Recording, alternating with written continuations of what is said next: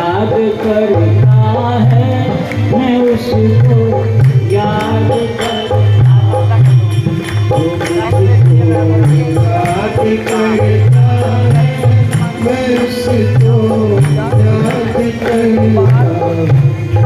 भगवान ने कहा रुक्मणी मुझे अपने भगत भीष्म पितामह की याद आ रही है।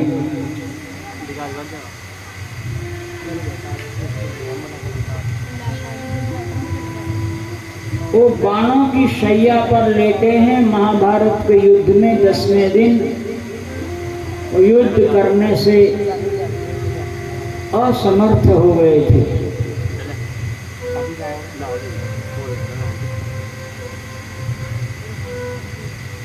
उनको इच्छा मृत्यु प्राप्त है।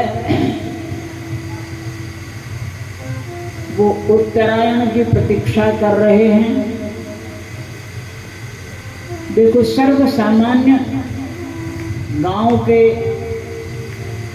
सरल श्रोता हो आप, बिल्कुल सीधे सरल जो मैं बता रहा हूं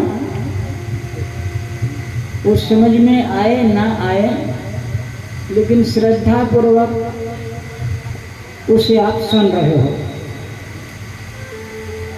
मेरा ये धर्म है कि मैं आपको समझाऊं, आपको समझ में आए। हमारे देश में कुछ योगी, कुछ संत महात्मा ऐसे हुए जिनको इच्छा मृत्यु प्राप्त थी। मतलब उनकी जब इच्छा हो कि अब शरीर छोड़ना है तभी उनका शरीर छूटता था, नहीं तो उनका शरीर उनकी इच्छा के बिना यमराज नहीं ले जा सकता था। ऐसे योगी हुए हैं। बहुत लोगों का नाम मुझे याद है, उनकी कथाएं भी याद है। केवल इस समय में 2 लोग बताऊंगा।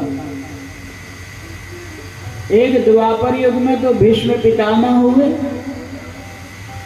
भीष्म जी का नाम तो सुना है ना, कि वो भी नहीं सुना?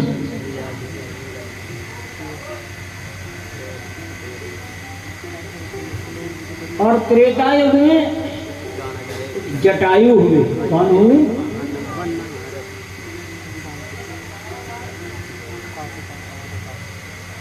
जटायु ने सीता माता की रक्षा के लिए आकाश में ही रावण के साथ युद्ध किया था। समझ गए ना? जो समझे हो तो हाँ बोलना। समझ गए ना? हाँ, जल्दी जल्दी करो माता, जल्दी मत करके बैठ जाओ, युद्ध हो रहा है। चलो बैठो बैठो, चलो और जल्दी आ जाया करो। हैं बहुत अच्छे।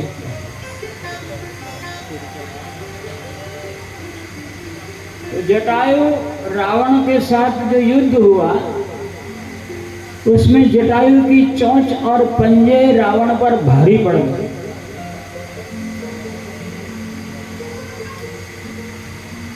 तो रावण ने अपनी तलवार से, जो तलवार शंकर भगवान ने रावण को दी थी, आपको कोई पूछे जी रावण की तलवार का क्या नाम था, तो आपने बताना चंद्रहास। क्या था? चंद्रहास। वो ऐसी तलवार थी कि जिसको छू जाए वो पानी नहीं मांगता था, एक श्वास भी नहीं ले सकता था। और उस तलवार से जटायु के पंख काट दिए गए और जटायु राम राम राम कहता हुआ धरती पर गिर पड़ा।